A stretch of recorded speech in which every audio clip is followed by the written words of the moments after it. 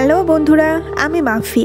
প্রতিদিন নতুন নতুন রহস্যময় মাফিয়া, হ্যাকার আর অবহেলার গল্প পেতে আমাদের চ্যানেলটি সাবস্ক্রাইব করে পাশে থাকবেন। দোস্ত, আমি ভাবতেও পারছি না দুজন একসাথে ছুটি পেয়ে গেছি। ব্যাপারটা কেমন যেন মনে হচ্ছে। একবার চিন্তা করো, কতদিন পর বাবা মাকে দেখব। হ্যাঁ দোস্ত, এবার গেলে ফোন বন্ধ করে রেখে দিব, কেউ যাতে কল দিতে না পারে। এটা করে নিজের ক্ষতি করবি কেন? আমাদের সবার আগে নিজেদের দায়িত্ব। হয়েছে ভাই, চল। আমি তোর সাথে কথা বলে বাঁশ খেতে চাই না। আজ অনেকদিন পর 5 মাসের ছুটি পেয়েছি, তাই বাসায় যাচ্ছি। আমি গাড়ি নিয়ে তেমন চলাফেরা করতে পছন্দ করি না, তাই ট্রেনে করে যাচ্ছিলাম। যখন ট্রেনের টিকিট কেটে স্টেশনে অপেক্ষা করছিলাম, প্রায় 20 মিনিট পর ট্রেন আসলো। ট্রেনে ওঠার পর আমি আমার সিটে বসে পড়লাম। বসে নিজের ফোনটা বের করলাম। ফোনটা বের করে ফেসবুকে ঢুকলাম। অনেকদিন পর ফেসবুকে ঢোকা হলো। সেই 1 বছর আগে ফেসবুক ছাড়া আর কিছুই বুঝতাম না। তখন সবকিছুই ছিল এই ফেসবুক। তখন জীবন কত সুন্দর ছিল। বাবার টাকায় খেতাম আর চলাফেরা করতাম, কিন্তু স্বপ্ন ছিল অনেক বড়। সেই স্বপ্ন পূরণ করতে গিয়ে আজ আমি এতটাই ব্যস্ত হয়ে পড়েছি যে নিজেকে সময় দেওয়ার মতন সময়ই পাই না। এসব ভাবছিলাম, হঠাৎ করে একটা মেয়ে আমার কাছে এসে বলল, এইটা কি 13 নম্বর সিট? আমি মেয়েটার দিকে অপলক দৃষ্টিতে তাকিয়ে আছি। মেয়েটা কোনো কথা বলছে না, আমার দিকে তাকিয়ে আছে। দেখে মনে হচ্ছে অনেক ধনী পরিবারের মেয়ে, হয়তো কোনোদিন ট্রেনে ওঠেনি, তাই ট্রেনের বিষয়ে তেমন জানে না।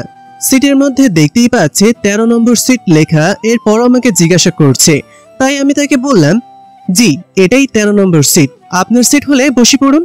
তখন মেয়েটা আমার পাশে বসে পড়লো। আমি তার দিকে দেখে যাচ্ছি। দেখতে অসম্ভব সুন্দর হলেও শরীরের পোশাক কেমন কেমন যেন আধুনিক শর্ট জামা পরা, যার কারণে পায়ের অনেকখানি দেখা যাচ্ছে। আমি সেদিকে আর তাকালাম না, কিন্তু মেয়েটার ভাব ভঙ্গিমা সুন্দর লাগছিল না। আমার এসব একদম পছন্দ ছিল না। মেয়েটার হয়তো ভুলে গিয়েছিল সে একটা পাবলিক যানবাহনে উঠেছে, সে তার পার্সোনাল গাড়িতে ওঠেনি। সেই জন্য তার এই পোশাকের ফলাফল সে একটু পরেই বুঝতে পারলো। পেছনে সিটে বসে থাকা কয়েকজন বখাটে ছেলে তার দিকে লোভী দৃষ্টিতে তাকিয়েছিল, কিন্তু তার কোনো খেয়ালই নেই। একটু পর ছেলেগুলো তার দিকে এগিয়ে আসে। আমি আমার ফোনের দিকে তাকিয়ে আছি। ছেলেটা এসে মেয়েটার পাশে ঘেঁষে দাঁড়ায়।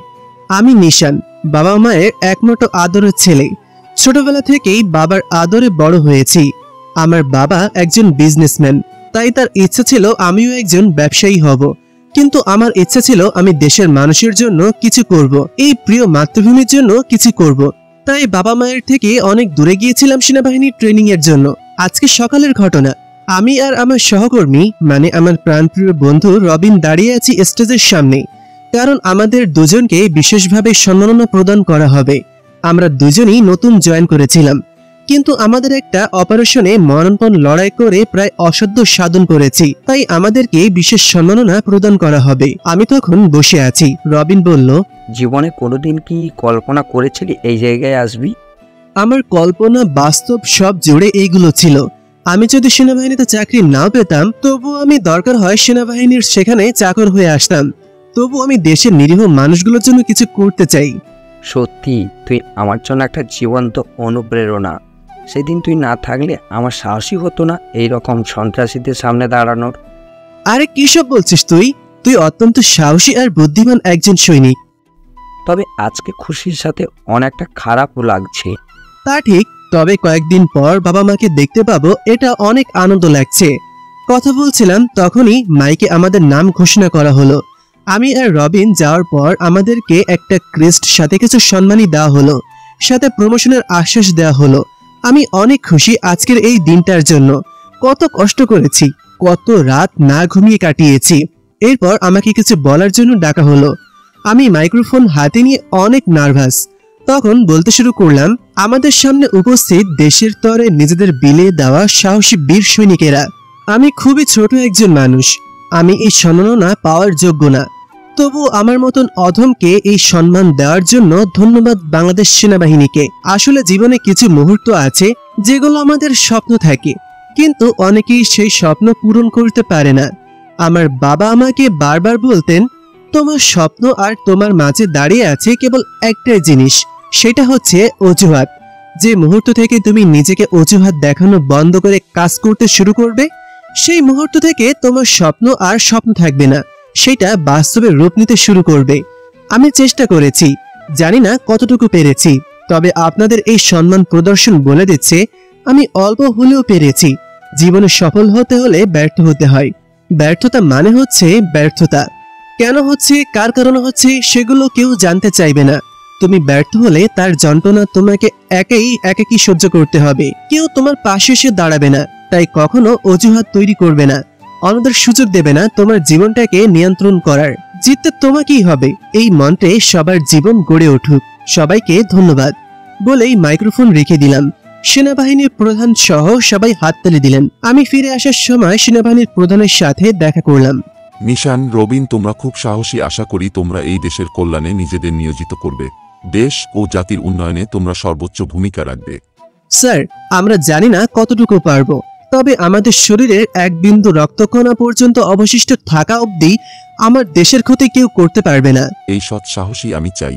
মনে রাখবে, জীবনে সবকিছু একবার হলেও চেষ্টা করে দেখা উচিত।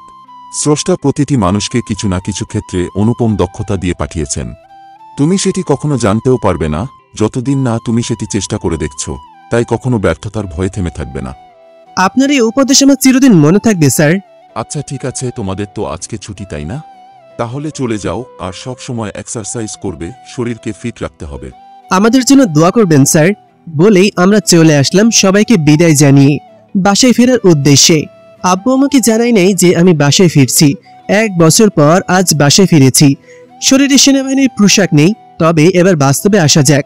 মেয়েটা যখন লক্ষ্য করলো ছেলেটা তার দিকে তাকাচ্ছে, তখন সে রেগে ছেলেগুলোর দিকে তাকিয়ে বলল, এই এভাবে আমার গায়ে পড়ে যাচ্ছিস কেন?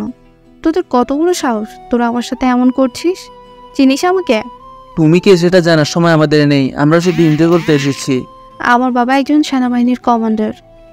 তোরা আমার সাথে এমন করছিস, জানিস তোদের কি অবস্থা করতে পারি আমি?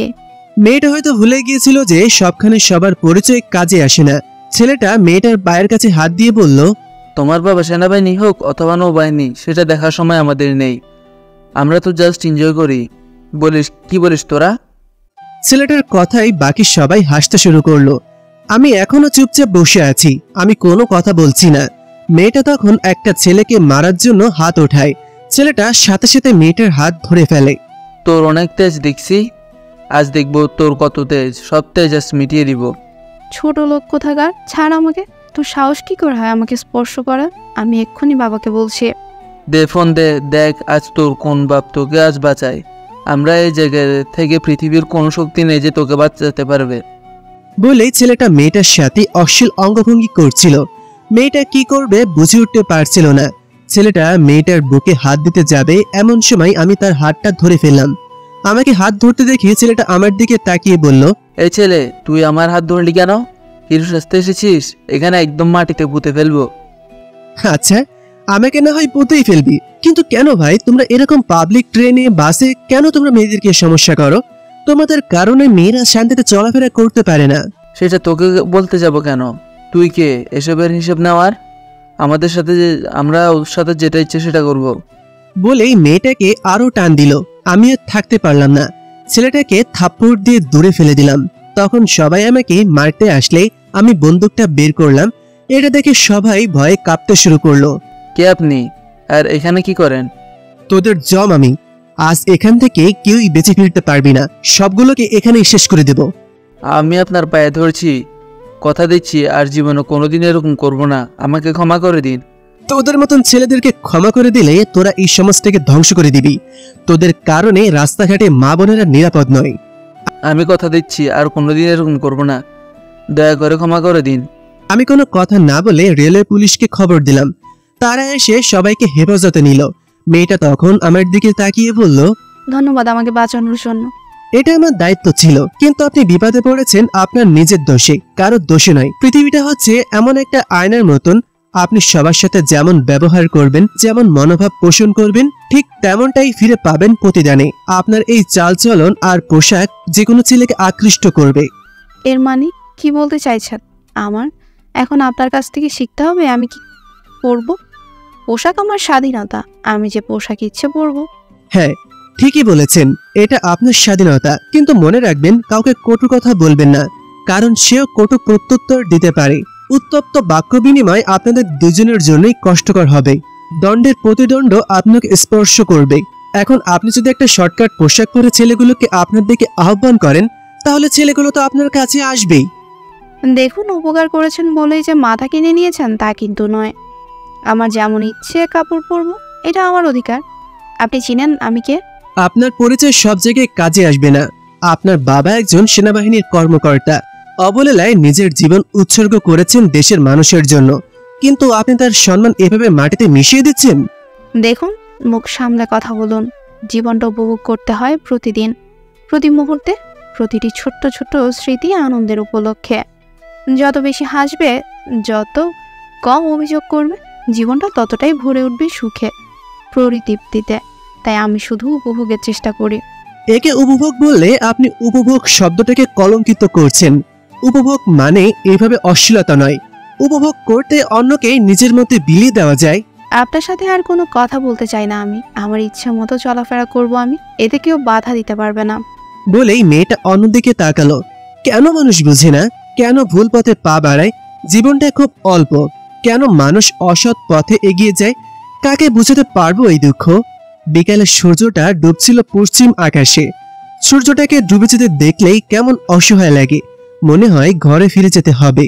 ঘর মানে বেকার বিছানা, ঘামে আর ঘুমে মিলেমিশে কাদা খোঁচা, যেখানে অনেক ফুটপ্রিন্ট ফুটে থাকে। পরিচয়হীন সব পায়রা কখনো চলে গেছে কাদা পার হয়ে দূর ইতিহাসে। এই পৃথিবীর মানুষগুলো কেন বোঝে না তাদের এই জীবনটা খুবই ছোট। এই ছোট্ট জীবনে মানুষ কত কিছু করতে চায়, কিন্তু সব কাজগুলো কি আর সফল হয়? মানুষ আধুনিকতার নামে আজ অশ্লীলতায় ঢুকে যাচ্ছে। এই জঘন্য অশ্লীল সমাজ থেকে মানুষকে রক্ষা করার কোনোই উপায় নেই। আধুনিকতা তো উন্নয়নশীলতাকে বোঝায়, আধুনিকতা তো অশ্লীলতাকে বোঝায় না। কিন্তু মানুষ আজ অশ্লীলতাকেই আধুনিকতা হিসেবে মেনে নিয়েছে। শর্টকাট জামা কাপড় আর অবাধ চলাফেরাকে মানুষ আধুনিকতা মনে করে, কিন্তু এটা তো আসলে আধুনিকতা নয়। কি করে তাদেরকে এটা বোঝাবো? একটু পর আমাদের স্টেশনে চলে আসলাম। আমি নেমে পড়লাম, সেও দেখি আমার সাথে নেমে পড়েছে। আমি আমার গন্তব্যে চলে গেলাম। বাসার সামনে দাঁড়িয়ে যখন কলিং বেল চাপ দিলাম, মা এসে দরজা খুলে দিল। মা আমাকে দেখে নির্বাক হয়ে দাঁড়িয়ে আছে। এরপর আমাকে জাপটে ধরলো। মা আমাকে জড়িয়ে ধরে কান্না করছে। নিশান বাবা, তুই এসেছিস?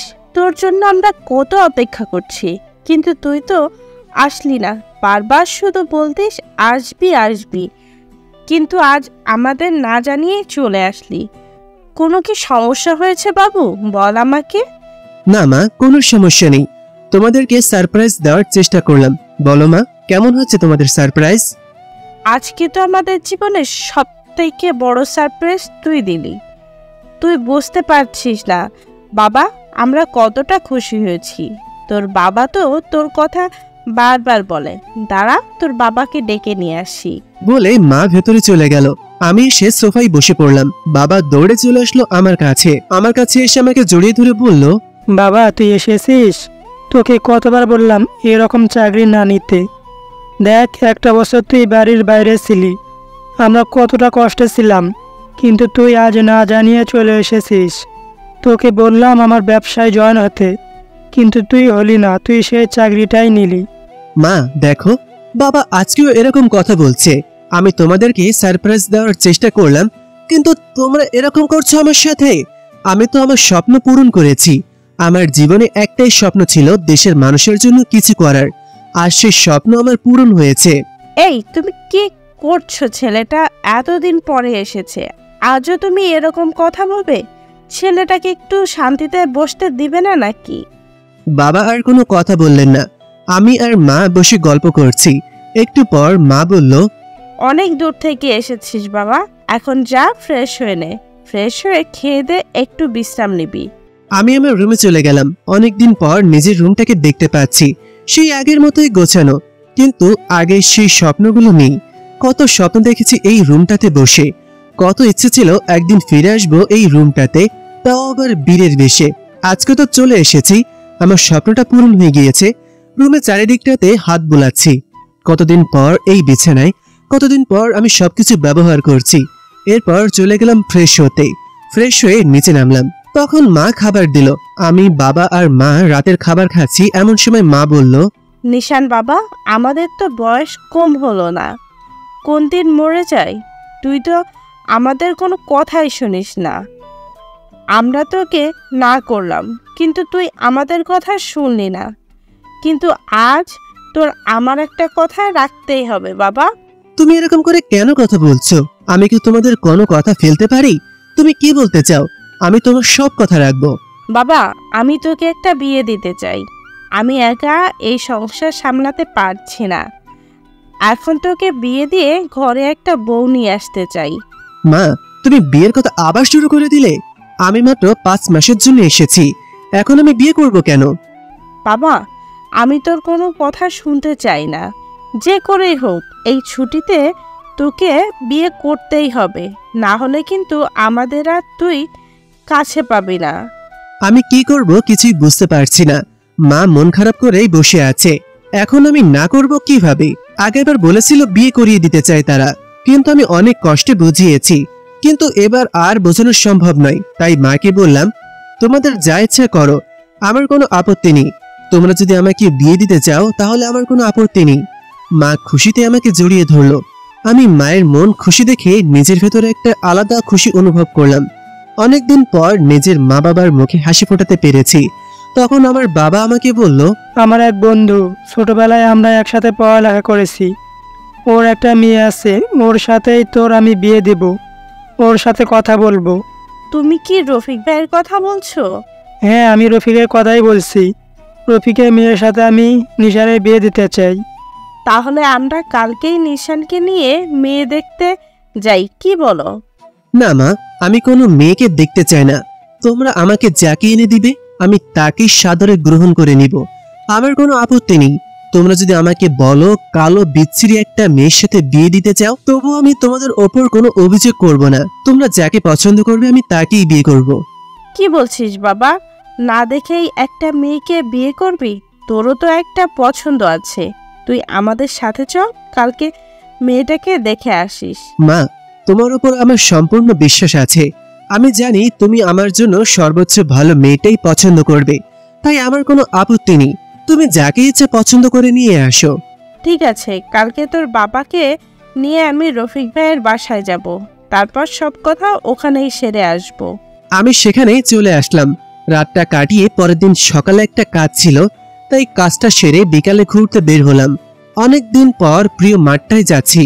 এই মাঠে কত খেলাধুলা করেছি, কিন্তু আজকে সব স্মৃতির পাতায় লেখা হয়ে গিয়েছে। জানি না আর কোনো দিন পারবো কিনা। কিন্তু হঠাৎ করে কেউ একজন আমার কাঁধে হাত দিল। আমি অবাক হয়ে পিছনে তাকিয়ে মানুষটাকে দেখে জড়িয়ে ধরলাম। দোস্ত, তুই এতদিন পর আমাদেরকে তো ভুলেই গিয়েছিলি। কোথায় চলে গেলি? কখনো একটা কলও দিলি না। এখন তো তুই সেনাবাহিনীর অফিসার হয়ে গেছিস, আমাদের কথা তো ভুলেই যাবি। ছেলেটা ছিল আমার ছোটবেলার বন্ধু সাব্বির। আমি সাব্বিরকে বললাম, কি বলছিস বন্ধু? তোকে আমি ভুলে যাব মানে? আমি তো সবসময় তোদের কথাই ভাবতাম, কিন্তু কি করব বল? ওইখানে তো আর এরকম কোনো সুযোগ নেই। সবসময় কাজের মধ্যে ব্যস্ত থাকতে হয়, তাই তোদের কল দিতে পারিনি। আচ্ছা ঠিক আছে, তো কেমন আছিস বল? এতদিন পর তোকে দেখলাম, আমাদের কথা মনে পড়লেই হলো। আচ্ছা, তো রিয়াদ কোথায়? সবাই কই? অনেকদিন ধরে তো ক্রিকেট খেলি না। আজকে তোদের সাথে এই মাঠে ক্রিকেট খেলবো। মনে আছে সেই 2 বছর আগের কথা? এখানে কত ক্রিকেট খেলেছি, কত মানুষের বকাচকা খেয়েছি, কিন্তু কখনো ক্রিকেট খেলা ছাড়িনি। আজ অনেকদিন পর ইচ্ছা হয়েছে তোদের সাথে ক্রিকেট খেলবো। তুই কোনো চিন্তা করিস না, আমি ওদেরকে কল দিচ্ছি। তোর কথা শুনলে অনেক খুশি হবে। সাব্বির সবাইকে কল দিল, সবাই চলে আসলো। সবাই আমাকে দেখে বিভিন্ন রকমের প্রশ্ন করছে। আমার অনেক ভালো লাগছে তাদেরকে দেখে। এরপর সারা বিকেল ক্রিকেট খেললাম। ওখানে খেলা শেষ করে পাশের টং দোকানে গেলাম। সেখানে গিয়ে অনেক চা খেয়েছি দাঁড়িয়ে। বাবা এই জন্য আমাকে মাঝে মাঝেই বকাঝকা করতেন। বাবা ছিলেন একজন বড় ব্যবসায়ী, বিভিন্ন রকমের বড় বড় রেস্টুরেন্টে খাওয়া দাওয়া করতেন, কিন্তু আমাকে এই রকম টং দোকানে দাঁড়িয়ে চা খেতে দেখলে অনেক রাগ করতেন। কিন্তু আমি কোনো কথা শুনতাম না। সত্যি কথা বলতে এরকম দোকানে দাঁড়িয়ে চা খাওয়ার মজাই আলাদা, যেই মজাটা শত শত টাকার রেস্টুরেন্টে চা খেয়ে পাওয়া যেত না। দোকানদার আমাকে দেখে জিজ্ঞাসা করলেন, কি ব্যাপার নিশান স্যার, আপনি এখানে চলে এসেছেন? আমাদেরকে তো প্রায় ভুলে গিয়েছেন। কি বলো রহিম ভাইয়া, তুমি আমাকে এরকম স্যার বলে ডাকছো কেন? আমি তো তোমার কথা কখনোই ভুলতে পারি না। ওখানে যতবারই চা খেয়েছি তোমার কথা মনে হয়েছে, আর তুমি আমাকে এরকম স্যার বলে লজ্জায় ফেলে দিচ্ছ। তুমি তো আগে যেরকম আমাকে ভাই বলে ডাকতে সেরকম ডাকবে। আসলে আগে রহিম ভাই আমাকে ফাজিল বলে ডাকো। আমি অনেক ফাজলামি করতাম, দুষ্টুমি করতাম, সেই জন্য এলাকার সবাই আমাকে ফাজিল বলে ডাকতো। কিন্তু আজ আমি সেনাবাহিনীতে চাকরি পেয়ে গিয়েছি বলে হয়তো রহিম ভাই আমাকে স্যার বলে ডাকছিল, কিন্তু আমি ওই ফাজিল ডাকটা শুনতেই আমার ভালো লাগতো। সত্যি ভাই তুমি একদম পাল্টাও নাই, আগের মতোই আছো। যারা পাল্টে যায় তারা সত্যিকারের মানুষ হতে পারে না। যারা অতীত ভুলে যায় তারা কখনোই আধুনিক মানুষ হতে পারে না। আমি তোমাদের কথা কখনোই ভুলিনি। তোমরা আমাকে এভাবে স্যার বলে অপমান করো না। চা খেয়ে সবার কাছ থেকে বিদায় নিয়ে চলে আসলাম নিজের বাসায়। এসে দেখলাম বাবা মা চলে গিয়েছে মেয়ে দেখতে। আমি বসে বসে চিন্তা করছি সেই মেয়ের কথা। সুন্দর ছিল তার মায়াবী মুখটা। তার মুখটা অনেক মায়াবী, কিন্তু তার ব্যবহার অনেক খারাপ। হয়তো আধুনিকতা তাকে অন্ধ করে দিয়েছে। সন্ধ্যার সময় আমার বাবা মা ফিরে আসলো। ফিরে এসে মা আমার কাছে আসলো। নিশান, আমরা বিয়ে ঠিক করে এসেছি। আগামী শুক্রবারই তোর বিয়ে, তাই তাড়াতাড়ি যা ইচ্ছা শপিং করে নেয়। মা, তোমরা কি আমার সাথে ছোটতা করতে শুরু করে দিয়েছো? এত তাড়াতাড়ি বিয়ে ঠিক করে আসলে কেন? আমার তো একটা প্রস্তুতির প্রয়োজন, তাই না? বিয়ের পর বউকে নিয়ে যা ইচ্ছা প্রস্তুতি সেরে নিস। এখন তাড়াতাড়ি সব প্রস্তুত করে নে, আগামী শুক্রবার তোর বিয়ে। হাতে আর মাত্র 3 দিন। এই 3 দিনের ভেতরে আমি কি করব বলো মা? আমরা তো আর এক পৃথিবী দাওয়াত দিয়ে খাওয়াবো না। এই কয়েকজন নিয়েই বিয়েটা সেরে ফেলবো, তাই ঝামেলা না করে বিয়ের জন্য প্রস্তুতি নিয়ে নে। এই নে মেয়েটার ফটো, ইচ্ছা হলে দেখে নিস। আসলে ঈশা মেয়েটা অনেক সুন্দর। আমি মায়ের মুখে এই প্রথম মেয়েটার নাম শুনলাম। নাম নাকি এশা, কিন্তু আমার নাম শোনার কোনোই দরকার ছিল না। আমি আমার মায়ের উপর সম্পূর্ণ বিশ্বাস করি। তিনি আমাকে যার সাথে বিয়ে দিবেন আমি তাকেই বিয়ে করতে প্রস্তুত। তাই ফটোটা না দেখে রেখে দিলাম টেবিলের উপর। এর পরের দিন বিকেলবেলা আবার চলে গেলাম বন্ধুদের সাথে ক্রিকেট খেলতে। সেখানে গিয়ে সাব্বিরকে বললাম, দোস্ত, মা তো আমাকে ফাঁসি দিয়েছে। আমার বিয়ে ঠিক করে ফেলেছে শুক্রবার। তোর আমাকে একটু হেল্প কর, আমার তো সবকিছুর জন্য প্রস্তুতি নিতে হবে। দোস্ত, তুই আমাদের রেখে বিয়ে করে ফেলবি। আর আন্টি একদম ঠিকই করেছে, তোর এখন বিয়ে করা দরকার। আর শুক্রবার তোর বিয়ে হলে তো মাত্র 3 দিন বাকি আছে। তাড়াতাড়ি চল, শপিং করতে হবে। তোরও আমার সাথে মজা নিচ্ছিস? আমি তো বিয়েটা করতে চাচ্ছিলাম না, কিন্তু আমাকে জোর করে আমার বিয়েটা দিচ্ছে। আরে দোস্ত, মজা নিবি কেন? তুই তো আমাদের বন্ধুদের মধ্যে প্রথম সিঙ্গেল থেকে মিঙ্গেল হচ্ছিস, তাই আমাদের একটু খুশি লাগছে। চল, আজকে তোর টাকায় শপিং করব। আমি আর কোনো কথা বললাম না, তাদের নিয়ে বাসে ফিরে আসলাম। বাবা সাব্বির আর রিয়াদকে অনেকদিন পর দেখে খুশি হলো। বাবা তখন রিয়াদকে বলল, কি ব্যাপার, এতদিন পর 3 জনকে একসাথে দেখা যাচ্ছে? 3 জন কত ফাজলামি করতে, কত দুষ্টুমি করতে, কিন্তু তোদেরকে তো নিশান যাবার পর থেকে আর দেখলাম না। আঙ্কেলকে তো প্রায় ভুলেই গেছিস। কি বললেন না আঙ্কেল? আপনাকে ভুলে যাব মানে? আপনি তো আমাদের সেই অভিভাবক যিনি আমাকে ফ্রিতে কয়েকটা থাপ্পড় দিতেন। রিয়াদের কথা শুনে সবাই হেসে উঠলাম। তখন সাব্বির বলল, আঙ্কেল, আজকে কিন্তু আপনার ছেলেকে ফাঁসিয়ে আমরা শপিং করব, তাই টাকাটা একটু বাড়িয়ে দিয়ে দিবে, যাতে আমরা ফ্রিতে একটু শপিং করে নিতে পারি। ছেলের বিয়ে দেবেন আর ছেলের বন্ধুদের কিছু দেবেন না, তা কি করে হয়? আমাদের বউ না দেন, কিছু টাকা তো দিতে পারেন। তোরা কোনো চিন্তা করিস না, আজকে তোদের জন্য সব কিছু ফ্রি। তোরা যা ইচ্ছা শপিং কর, সব টাকা আমি দেব। বাবার কথায় দুজনের মুখে হাসি ফুটল, কিন্তু আমার মাথায় চিন্তা আর বাজ পড়ল। শালারা সুন্দর জীবনযাপন করবে আর আমি কিনা বউয়ের পাড়ায় ঢুকে যাব, ভাবতেই কষ্ট লাগছে। এরপর আমরা চলে গেলাম শপিং এ। পুরো সন্ধ্যায় শপিং করলাম। রাতে খাওয়া দাওয়া করে বাসায় ফিরলাম। বাসায় ফিরে একবার টেবিলের কাছে গিয়ে ছবিটা হাতে নিলাম। একবার ভাবলাম দেখব, কিন্তু পরক্ষণেই মনে হলো মায়ের উপর যখন বিশ্বাস আছে তাহলে আর এই ছবিটা দেখে কি লাভ? একটু না হয় আগ্রহ হয়েই থাকলো, কৌতূহল নিয়ে দেখতে পারবো বউকে। এর চেয়ে বরং ছবিটা না দেখাই ভালো। তাই আর ছবিটা দেখলাম না। 2 দিন পর বিয়ের সানাই বেজে উঠলো। আমি বরযাত্রী হয়ে চলে গেলাম কনের বাড়িতে। তখন কনের বাবা আমার কাছে এসে বলল, কি ব্যাপার নিশান, কেমন আছো? এই তো আঙ্কেল, ভালো আছি, আপনি কেমন আছেন? আঙ্কেল মানে কি? আমি এখন তোমার শ্বশুর মশাই, তুমি আমাকে বাবা বলে ডাকবে। তুমি কি জানো আমি কে? আমি বাবার ব্যবসায় তেমন একটা মাথা ঘামাই না, তাই আর আঙ্কেলকে চেনা হয়নি। তাই আঙ্কেলকে জিজ্ঞাসা করলাম, আসলে আমার ঠিক ধারণা নেই। তুমি যে ফোর্সে আছো, আমি সেই ফোর্সের স্পেশাল গ্রুপের কমান্ডার। কথাটা শুনেই আমার কেমন যেন একটা অনুভূতি শুরু হলো।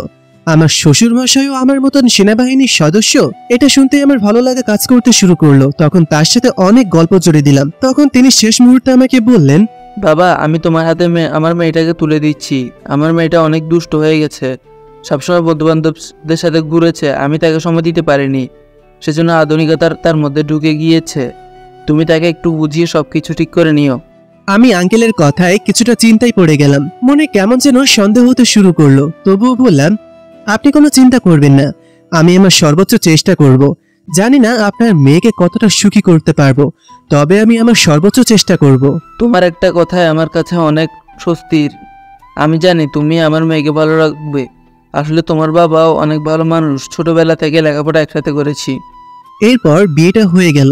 আমি কনের মুখ এখনো দেখিনি। রাতের ছাদে দাঁড়িয়ে আছি বন্ধুদের সাথে। মামা, বিয়েটা তো করে ফেললি, আজকে রাতেই বিড়াল মারতে হবে। এই রাতের বেলা বিড়াল কই পাবো? এ বিড়াল সে বিড়াল নয় রে পাগলা, এই বিড়াল হলো। সব কথা বলে দিবি নাকি? ওকেও কিছু বুঝতে দে। এখন যাও মামা, বউয়ের কাছে যাও। আমি বুকে ফু দিয়ে ঢুকে গেলাম বাসর ঘরে, কিন্তু অনেক ভয় কাজ করছে। বউ এসে আমাকে সালাম করলো না। আমি চোখ বন্ধ করেছিলাম সে এসে আমাকে সালাম করবে কিনা, কিন্তু না, চোখ খুলতে দেখি বউ খাটে নাই। বউ গেল কই? চিন্তায় পড়ে গেলাম। পরে ওয়াশরুম চেক করলাম, না, বউ তো নেই। তাহলে বউ কোথায় গেল? ব্যালকনিতে গিয়ে দেখি আমার নতুন বউ কারোর সাথে কথা বলছে। বউ ফিরে তাকাইতেই তো আমি হার্ট অ্যাটাক করে ফেলেছিলাম, কারণ আমার সন্দেহ সত্যি হয়ে গিয়েছে। কারণ ওই ট্রেনের মেয়েটাই সেই মেয়ে। সে আমাকে দেখে নির্বাক হয়ে তাকিয়ে আছে, দুজন নিচুক, কারো মুখে কোনো কথা নেই। আপনি এখানে? আমারও তো একই প্রশ্ন, আপনি এখানে কি করেন? তার মানে কি আপনি আমার স্বামী? আমি কি বলবো কিছুই বুঝে উঠতে পারছি না, শুধু তার মুখের দিকে তাকিয়ে আছি। তখন সে বলল, দেখেন মিস্টার নিশান, আপনি একজন স্মার্ট এবং সরকারি চাকরিওয়ালা মানুষ, কিন্তু আমি আপনাকে স্বামী হিসেবে মানি না। বিয়ের রাতে নিজের স্ত্রীর মুখে এমন কথা শুনে আমার মাথায় আকাশ ভেঙে পড়ল। আমি কি করব কিছুই বুঝে উঠতে পারছি না। আমি মনে মনে তাকে ভালোবেসে ফেলেছিলাম, কারণ আমি আমার মায়ের মুখে হাসি দেখতে চেয়েছিলাম। আমার মা আমাকে অনেক আশা দিয়ে বিয়ে দিয়েছিলেন, কিন্তু এরকম হবে এটা হয়তো তিনি কল্পনাও করেননি। কি হলো মিস্টার, এভাবে কি ভাবছেন? আমাকে স্বামী হিসেবে না মানার কারণ কি? আমার সমস্যা কি? আপনার কোনো সমস্যা নেই, তবে আমার বয়ফ্রেন্ড আছে, আমি তাকে ভালোবাসি। কথাটা শুনে আমার মাথা কাজ করা বন্ধ করে দিয়েছে। তাই চিৎকার করে বললাম, ফাজলামি করেন? যদি বয়ফ্রেন্ড আছে তাহলে কেন আমাকে বিয়ে করতে গেলেন? আমার জীবন কেন ধ্বংস করে দিলেন? দেখুন, আমার বাবা আমাকে বলেছিল আমি বিয়ে না করলে তিনি মারা যাবেন। আর এর চেয়ে বড় কথা হলো, আমার বয়ফ্রেন্ড এখনো লন্ডনে থাকে, সে আসলেই আমরা বিয়ে করে নিব, তখন আপনাকে ডিভোর্স দিয়ে দিব। দেখেন মিস এশা, আমার বাবা মা অনেক কষ্ট করেছেন আমার জন্য, এজন্য এখন তাদের বিশ্রামের প্রয়োজন। আমি চাই না এসব বিষয় নিয়ে তারা কষ্ট পাক। তাই আমি আপনার অতীত সম্পর্কে আমার কোনো অভিযোগ নেই, তবুও এসব বাদ দিয়ে চলুন আমরা নতুন জীবন শুরু করি। আপনি কি ভাবছেন আমি আপনাকে এখন জামাই হিসেবে মেনে নিয়ে বাচ্চা নিয়ে সংসার করব? এটা আপনার স্বপ্নই থেকে যাবে। আমি রাফিকে ভালোবাসি, ও লন্ডন থেকে ফিরে এসে আমাকে এখান থেকে নিয়ে যাবে। এখন আমি আমার বাবা মাকে কি করে বোঝাবো? তাদেরকে এই বিষয়ে কি করে জানাবো যে তাদের পছন্দ করা মেয়ে বাসরতার ডিভোর্স চাইছে? সেটা আপনার বিষয়, কিন্তু আমি আপনাকে স্বামী হিসেবে মানি না। আর আপনি এক কাজ করেন, আপনার বাবা মাকে ছেড়ে চলে যান, এরপর সবকিছু সমাধান হয়ে যাবে। আমার রাগ এমনিতেই মাথায় ছিল, এর মধ্যে এরকম কথা শুনে ওকে থাপ্পড় দিয়ে দিলাম। ও গালে হাত দিয়ে দাঁড়িয়ে আছে। তখন বললাম, কি ভাবিস তোরা নিজেকে? অনেক স্মার্ট আর অনেক আধুনিক, তাই না? আসলে তোরা হচ্ছিস রাস্তার কুকুরের মতন, যারা উপযুক্ত পরিধেয় কাপড় না পেয়ে উলঙ্গ কাপড় পরে ঘুরে বেড়াস। আর বাকি রইল বাবা মায়ের বিষয়। কালকে সকালে আমি তোকে বাড়ি থেকে বের করে দিব। তোর কত বড় সাহস আমার বাবা মাকে বাড়ি থেকে বের করে দেওয়ার পরামর্শ দিচ্ছিস? জানিস একটা সন্তান জন্ম দিতে গিয়ে মায়ের কত কষ্ট হয়, একটা সন্তান বড় করতে বাবার কত পরিশ্রম করতে হয়, কিন্তু এই অসামাজিক কার্যকলাপের কারণে আমি আমার বাবা মাকে বের করে দিব, তাই না? বলে ওকে ধাক্কা দিয়ে বেরিয়ে ছাদে চলে আসলাম। তখন ছাদে কেউই ছিল না, আমি ছাদে দাঁড়িয়ে আছি। বিষণ্ণতাই অস্থির হয়ে আছে হৃদয়। নীরবতার আঘাতে যেন আরো রক্তাক্ত হচ্ছে হৃদয়। অন্ধকারে ঢিল ছোড়ার মতোই খুঁজে ফিরি নিজেকে। আজকাল পুরনো সুরটাও ভালো লাগে না। জীবনে নাটকের অভিনয়ের মিথ্যা অভিনেতার মতোই অভিনয় করে যাচ্ছি। পাওয়া না পাওয়ার হিসেব মিলাতেই বড্ড অস্থির লাগে। তাই বুক ভরা দৃষ্টি চেয়ে আছে আকাশের পানি। তখন হঠাৎ করে আমার পাশে কেউ এসে দাঁড়ালো। তাকিয়ে দেখি সাব্বির। কি ব্যাপার দোস্ত, তুই এখন এখানে কেন? তোর তো বাসর ঘরে থাকার কথা। দোস্ত, ছোটবেলা থেকে আমার সকল দুঃখে সুখে তোকে পাশে পেয়েছি, আজকেও আশা করি পাবো। তুই আমাকে বল আমি কি করব? দোস্ত, তোর জন্য জীবন দিতেও আমি দ্বিধা করব না। ছোটবেলা থেকে তুই আমার ভাইয়ের মতো পাশে আসিস। আমি সাব্বিরকে সবকিছু খুলে বললাম। সাব্বির পুরো ঘটনা শুনে অবাক হয়ে আমাকে বলল, আন্টি তো এই ঘটনা শুনলে হার্ট অ্যাটাক করবে। এখন কি করবি? তুই এক কাজ কর, মেয়েটাকে ডিভোর্স দিয়ে দে, এরপর যা আবার হবে। না দোস্ত, এটা করা যাবে না। মা অনেক কষ্ট পাবে, সাথে আমি ওকে ছাড়তে পারবো না। আমিও যে ওকে ভালোবেসে ফেলেছি। তুই পাগল হয়ে গেছিস দোস্ত? ভালোবাসিস মানে? মেয়েটা তোকে ডিভোর্স দিতে যাচ্ছে। আমি ওকে ডিভোর্স দিতে পারবো না। ওর বয়ফ্রেন্ড লন্ডন থেকে ফিরে আসলে ওকে ওর হাতে তুলে দিব, এরপর যা হওয়ার হবে। আচ্ছা, যাই হোক, কালকে সব দেখা যাবে। এখন রুমে গিয়ে বিশ্রাম নে। আমি রুমে চলে গেলাম। গিয়ে দেখি মহারানী আমার পুরো বিছানা জুড়ে শুয়ে আছেন। এই যে হ্যালো, আমি কোথায় ঘুমাবো? সেটা আপনার বিষয়ে আমি কি জানি? আমার বিছানা আমার রুমে ফাজলামি করেন? দেখেন, আপনাকে ডিভোর্স দেওয়ার আগ পর্যন্ত এই রুমে আমার সম্পূর্ণ অধিকার আছে, তাই ঝামেলা না করে যেখানে ইচ্ছে শুয়ে পড়ুন। অধিকার? তাই এখন যদি আমি আমার স্বামীর অধিকার প্রয়োগ করতে চাই তাহলে কি হবে বুঝতে পারছো? কথাটা বলে আমি ওর দিকে এগোতে লাগলাম। তখন দেখলাম এসে অনেক ভয় পেয়ে গিয়েছে। কথা বলার সময় তোতলানো শুরু করেছে। এটা দেখে আমার অনেক হাসি পাচ্ছিল। দেখুন, একদম কাছে আসার চেষ্টা করবেন না, আমি কিন্তু চিৎকার করব। চিৎকার করো দেখি কত সাহস, বলেই এসার একদম কাছে চলে গেলাম। সে চোখ বন্ধ করে নিয়েছে। আমি পাশ থেকে বালিশটা নিয়ে সোফায় গিয়ে শুয়ে পড়লাম। এসে অনেকক্ষণ পর চোখ খুলে ভাবছে, শালা বাটপার আমার সাথে স্পটেন্স দেখাচ্ছে। শুধু একটু ঝামেলায় পড়েছি, নাহলে কিন্তু তোর খুন করে ফেলতাম। একবার রাফি দেশে আসুক, তোরে ফেলে রেখে চলে যাব। দুজনে শুয়ে আছি। এসা বাচ্চাদের মতন ঘুমিয়ে আছে, আমি ওর দিকে তাকিয়ে আছি। কি মায়া তার প্রতি জন্মে গেছে। আমি কি করব এখন? আমার কি করা উচিত? ধৈর্য ধরবো নাকি সব শেষ করে দিব? সত্যিকারের ভালোবাসার জন্য তো মানুষ জন্মান্তরের অপেক্ষা করে, তাহলে আমি কেন পারবো না? আমি অপেক্ষা করবো এর জন্য। কখন যে ঘুমিয়ে গিয়েছি খেয়াল নেই। সকালে উঠে ফোন হাতে নিয়ে দেখলাম রাফির কল। ফোন ধরে কথা বলতে শুরু করলাম। তখন এক পর্যায়ে রাফিকে বললাম, রাফি আমাকে বাবা জোর করে বিয়ে দিয়ে দিয়েছে, আমি এখন কি করব? ঈশা, পাগলের মতো কথা বলছো? বিয়ে হয়ে গেছে মানে? বিশ্বাস করো রাফি, আমি বাবাকে অনেক বলেছি, কিন্তু কোনো লাভ হয়নি। জোর করে আমাকে বিয়ে দিয়ে দিয়েছে। এর মানে তোমার স্বামী কি তোমার সাথে কিছু করেছে? রাফির এমন প্রশ্নে আমি হতবাক হয়ে গেলাম, কারণ আমি ওকে ভালোবাসি। আমার বিয়ে হয়ে গেছে শুনেও আমাকে কি করব সে পরামর্শ না দিয়ে আমি ভার্জিন কি না সেটা জিজ্ঞেস করলো। কি হলো ঈশা, কথা বলছো না কেন? তোমার স্বামী কি তোমার সাথে কিছু করেছে? তুমি কি করে ভাবলে আমি তোমাকে ছাড়া কাউকে আমার স্বামী হিসেবে মেনে নিব? আমি তোমাকে ভালোবেসেছিলাম ঈশা, কিন্তু তুমি এটা কি করলে? রাফি, বিশ্বাস করো আমি অনেক বুঝিয়েছি বাবাকে, কিন্তু কোনো লাভ হয়নি। আমার তো বুক ফেটে যাচ্ছে ঈশা, আমি কি করব? আমি যে কোনো সময় কিছু করে ফেলতে পারি। রাফি, এমন করো না প্লিজ, বিশ্বাস করো আমি ছেলেটাকে ডিভোর্স দিয়ে দিব। আমি ঘুম থেকে উঠে এই কথাটা শুনি। ইচ্ছা করছিল কান্না করতে, পারছিলাম না। ঈশা খুব সুন্দর করে হেসে হেসে কথা বলছিল। তার হাসি আমাকে আরো মুগ্ধ করছিল। আমি অপলক দৃষ্টিতে তার দিকে চেয়েছিলাম। একটু পর মা দরজার বাইরে দাঁড়িয়ে ডাক দিল, নিশান বাবা, ও তোর শ্বশুর বাড়ির লোকজন একটু পরেই চলে আসবে, উঠে রেডি হয়ে নে, নিচে সবাই তোদের জন্য অপেক্ষা করছে। ঠিক আছে মা, তুমি যাও, আমি একটু পর আসছি। এরপর মা চলে গেলে আমি উঠে এশার কাছে গিয়ে বললাম, এই যে মিস, উঠে পড়ুন, ফ্রেশ শাড়ি পরে নিন।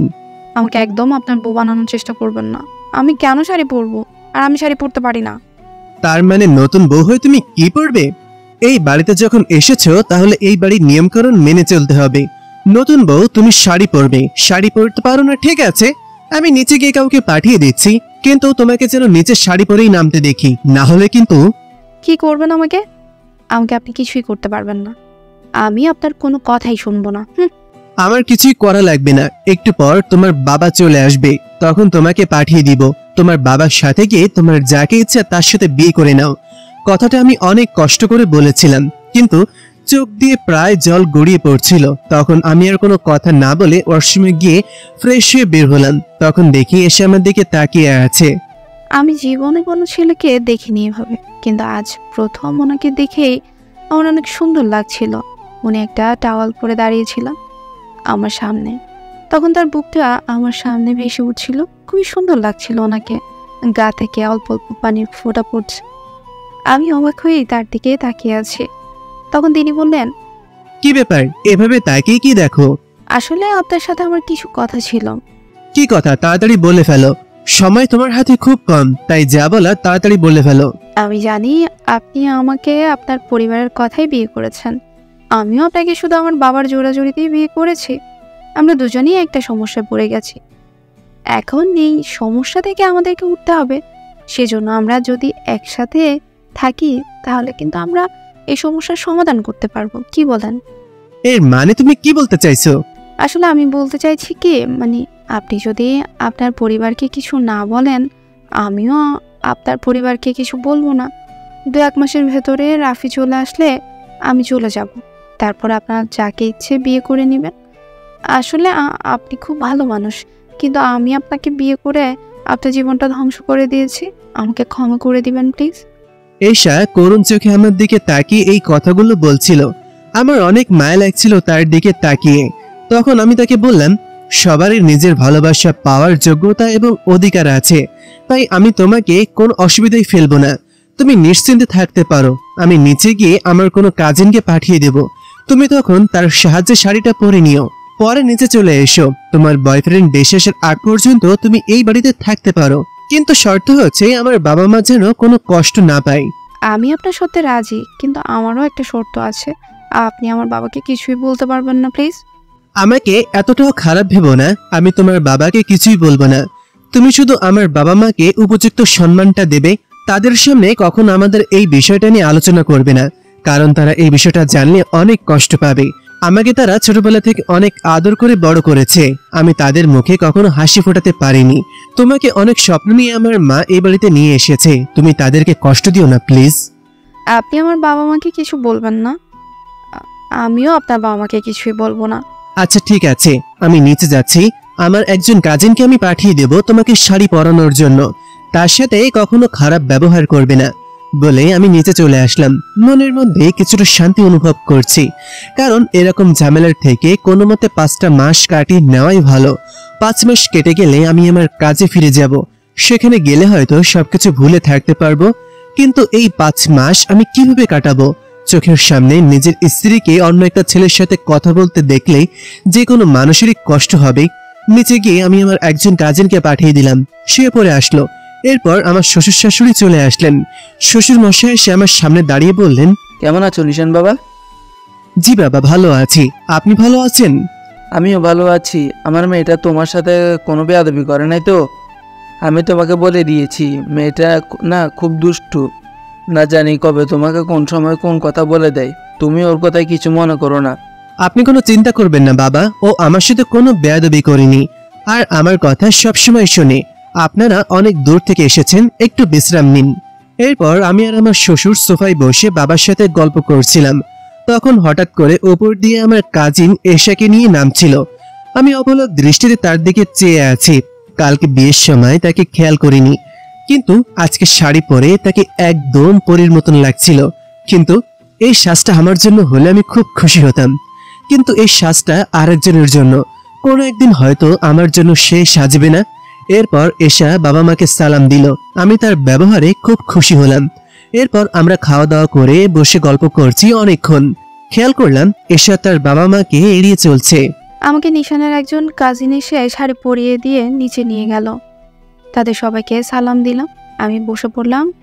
বাবাকে দেখে কেন যেন আমার কথা বলতে ইচ্ছে করছিল, কিন্তু মনের মধ্যে বাবার প্রতি একটা চাপা অভিমান কাজ করছিল। তাই বাবার সামনে আর গেলাম না। বাবা আমার কাছে আসলেন। একটু পর আমি রুমে বসে আছি, তখন বাবা আমার কাছে এসে দাঁড়িয়ে বললেন, কি ব্যাপার মা, এখনো বাবার উপর রাগ করে আছিস? আমার সাথে কথা বলছিস না? তোমার সাথে আমি কোনো কথা বলতে চাই না বাবা, তুমি আমার জীবনটা নষ্ট করে দিয়েছো। আমি কতবার বলেছি আমি রাফিকে ভালোবাসি, আমি ওকে বিয়ে করব, কিন্তু তুমি আমাকে জোর করে এখানে বিয়ে দিয়ে দিয়েছো। আরে তুই একদিন তোর ভুল ঠিকই বুঝতে পারবি। রাফি ছেলেটা ভালো নয়, তুই ওর জন্য ভালো একটা ছেলে কখনো কষ্ট দিস না। নিশান খুব ভালো একটা ছেলে, তোকে খুব সুখে রাখবে। একদিন দেখবি বাবার সিদ্ধান্তগুলোকে তুই সম্মান জানাবি। আমি তোমার সাথে কোনো কথা বলতে চাই না বাবা, তুমি বাসায় ফিরে যাও, নাহলে কিন্তু আমি এখানে খারাপ ব্যবহার করে ফেলবো। বাবা যাওয়ার পর আমি কান্না করতে শুরু করলাম। বাবাকে এমনভাবে ব্যবহার করে আমার মনের মধ্যেও শান্তি হচ্ছিল না, আমি কান্না করছিলাম। বাবা কেন করলে আমার সাথে এমন? কেন আমাকে আমার ভালোবাসা থেকে দূরে রাখলে? আমি জানি না তোমার সিদ্ধান্ত সঠিক নাকি ভুল, কিন্তু রাফি ছাড়া আর কাউকে বিয়ে করতে পারবো না। তুমি আমাকে জোর করে বিয়ে দিয়ে দিয়েছো, কিন্তু আমি এই ছেলেটাকে স্বামী হিসেবে মানতে পারবো না বাবা। ঠিক তখনই রাফির কল। আমি মন খারাপ করে ফোনটা তুললাম। তখন রাফি বলল, কি ব্যাপার ঈশা, তোমার মন খারাপ নাকি? আজকে বাবা এসেছিল আমার শ্বশুর বাড়িতে, আমি বাবার সাথে খারাপ ব্যবহার করেছি, তাই মনটা ভালো না। তোমাকে একটা সারপ্রাইজ দিতে চাই। কি সারপ্রাইজ? আমি কালকেই দেশে ফিরছি, কালকে তোমার সাথে আমার দেখা করতে হবে। রাফি, তুমি সত্যি বলছো কালকে তুমি দেশে ফিরবে? আমি তো বিশ্বাসই করতে পারছি না নিজের কানকে। কিন্তু আমি তো কালকে তোমার সাথে দেখা করতে পারবো না, আমি এখনো নতুন বউ। এ বাড়িতে 2-3 দিন না গেলে তো তোমার সাথে দেখা করা সম্ভব না। আচ্ছা ঠিক আছে, সমস্যা নেই, তুমি 2-3 দিন পরে আমার সাথে দেখা করো, কিন্তু ভুলে ওই ছেলের সাথে কিছু করতে যেও না। ওই ছেলেটাকে তোমার কাছে আসতে দিও না। রাফি, তুমি যেমন ভাবছো ছেলেটা তেমন না, আমার কাছে সে আসে না। ছেলেটা খুবই ভালো। কি বলছো ঈশা? তুমি মনে হয় ছেলেটার প্রেমে পড়ে গেছো। তুমি ছেলেটার নামে এরকম গুণগান করছো। 2 দিনে তোমাকে কি এমন দিল যে তুমি আমার কাছে ওর গুণগান করছো? রাফি, তুমি আমাকে ভুল বুঝছো, আমি গুণগান করছি না। ছেলেটা আমাকে কি দিবে? আর তুমি এমন করে আমার সাথে কথা বলছো কেন? আমি যেমন দেখেছি তেমনই বললাম। আচ্ছা, এই খুশির দিনে আমি তোমার সাথে ঝগড়া করতে চাই না, তাই এসব কথা বাদ দাও। আর কিভাবে ওখানে থেকে পালাবো সে ব্যবস্থা করো তুমি। তোমার বাবাকে বলো তুমি কিছু সম্পত্তি নিজের নামে করে নাও, এরপর আমরা এখান থেকে পালিয়ে গিয়ে বিয়ে করে নেব। তখন আমরা সুখে শান্তিতে দিন যাপন করব। আচ্ছা ঠিক আছে, তুমি কোনো চিন্তা করো না, আমি বাবাকে যে করেই হোক বুঝিয়ে কিছু সম্পত্তি আমার নামে করে নিব। তখন সেগুলো দিয়ে আমরা সারা জীবন সুখে শান্তিতে থাকতে পারবো। এই বলে আমি ফোনটা কেটে দিয়ে হাসতে শুরু করলাম। আমার দেশে যাওয়ার কথা ছিল 3 মাস পর, কিন্তু আমার হাত থেকে সব কিছু হাতছাড়া হয়ে যাবে, তাই তাড়াতাড়ি গিয়ে ব্যবস্থা করে নিলাম। ঈশার সাথে আমি রিলেশন করেছি শুধুমাত্র ওর বাবার সম্পত্তির হাতি নেওয়ার জন্য। ওর বাবার কোটি কোটি টাকা কামিয়েছে, সেগুলো নিজের নামে করে নেওয়ার জন্য। লন্ডনে আসার টাকাটা ওর বাবার কাছ থেকে নিয়েছিলাম। লন্ডনে আসার আগেই ঈশার সাথে আমার রিলেশন ছিল। তখন তার বাবা একদিন আমাকে অফিসে ডেকে নিয়ে যায়, এরপর বলে, দেখো রাফি, তুমি আমার মেয়েটার পিছন ছেড়ে দাও। তুমি কি চাও বলো? তুমি যা বলবে আমি তাই দিব, তবুও তুমি আমার মেয়েটার পিছন ছেড়ে দাও। আঙ্কেল, আমি ঈশাকে ভালোবাসি আর ওকে বিয়ে করতে চাই, আমার কিছু লাগবে না। দেখো রাফি, আমি জানি তুমি কি এরকম ছেলে, তাই এসব না করে তুমি যা বলার তাই বলো। তুমি কি চাও? আমার মেয়েটার জীবন থেকে সরে যেতে তুমি যা বলবে তাই দিব। আপনি যখন বুঝে গেছেন সব কিছু, তখন আমাকে লন্ডনে থাকার ব্যবস্থা করে দিন, আমি সেইখানে চলে যাই। তাহলে ঈশা থেকে দূরে চলে যাব, আর আমাকে 10 লক্ষ টাকা দাও। তুমি আগে কথা দাও যে আমার মেয়ের পেছন ছেড়ে দিবে। তোমার মতো ছেলে আমার মেয়ের পিছনে লেগে গেলে আমার মেয়েটা ধ্বংস হয়ে যাবে। আপনি কোনো চিন্তা করবেন না আঙ্কেল, আপনি আমার টাকা আর আমাকে লন্ডনে পাঠানোর ব্যবস্থা করে দিন, তাহলে আমি আপনার মেয়ে থেকে অনেক দূরে চলে যাব, আর কখনো ওর সামনে আসবো না। ঠিক আছে, তুমি কোনো চিন্তা করো না, আমি তোমার টাকাটা তোমাকে লন্ডন পাঠানোর ব্যবস্থা করছি। কিন্তু তুমি আমার মেয়ে আমার সামনে কোনো দিন আসবে না। আমার মেয়ে থেকে দূরে দূরে থাকবে, কখনোই আমার মেয়ের কাছে আসার চেষ্টা করবে না। আপনি টাকা দিয়ে দিলে আমি আর কোনো দিনও আপনার মেয়ের কাছে আসবো না। আপনি তাড়াতাড়ি আমাকে টাকা আর লন্ডনে পাঠানোর ব্যবস্থা করে দিন। এরপর আঙ্কেল আমাকে টাকা দিয়ে এবং লন্ডনে পাঠানোর ব্যবস্থা করে। আমি লন্ডনে এসেও ঈশার সাথে ঠিক ওই রকমই যোগাযোগ রাখি, কারণ আমি জানি আমার বাবা আর কোনো ছেলে মেয়ে নেই। ঈশার বাবা মারা গেলে সব সম্পত্তি মালিক ঈশার হবে, এবং ঈশাকে যে বিয়ে করবে সে হবে। সেই জন্য আমি ঈশার সাথে সম্পর্ক রাখি। আঙ্কেল অনেকবার ঈশাকে বলেছিল যে আমি ওনার কাছ থেকে টাকা নিয়েছি, কিন্তু ঈশা সেটা বিশ্বাস করেনি, কারণ আমি ঈশাকে এমনভাবে সবসময় বুঝিয়ে রাখি যেন আমি কিছুই করিনি। এখন কালকেই আমি দেশে ফিরে যাব। যে করেই হোক ঈশাকে আবার আমার দিকে আনতেই হবে। যদি এভাবে ওর স্বামীর কাছে থাকে তাহলে বলাও তো যায় না। যদি ওর স্বামীর প্রেমে পড়ে যায় তাহলে আমার জন্য খুব বিপদে অপেক্ষা করছে। আমি আমার স্বপ্ন পূরণ করতে পারবো না, আমার উদ্দেশ্য বিফল চলে যাবে, কিন্তু আমি আমার উদ্দেশ্য ঠিকই হাসিল করে নেব। ওইদিকে আমি রাফির সাথে কথা বলে অনেক হাসি খুশি হয়ে গেছি, কারণ এখন আমাকে যে করে হোক বাবাকে বোঝাতে হবে, বাবাকে বুঝিয়ে আমার সম্পত্তি নিতে হবে, এরপর যে করে হোক রাফির সাথে বিয়ে করতে হবে। আমি এই বাড়িতে আর থাকতে পারছি না, আমার দম বন্ধ হয়ে আসছে। বিকেলে এই বাবারা চলে গেল, এরপর নিশান রুমে আসলো। আমি অনেক খুশি আছি। কি ব্যাপার ম্যাডাম, আজকে অনেক খুশি খুশি লাগছে আপনাকে, কি খবর? আসলে কালকেই রাফি দেশে ফিরে আসছে। ও যখন শুনেছে আমার বিয়ে হয়ে গেছে তখন থেকে ও রাতে ঘুমাতে পারছে না, বারবার নাকি আমার কথা মনে পড়ছে, তাই দেশে ফিরে আসছে।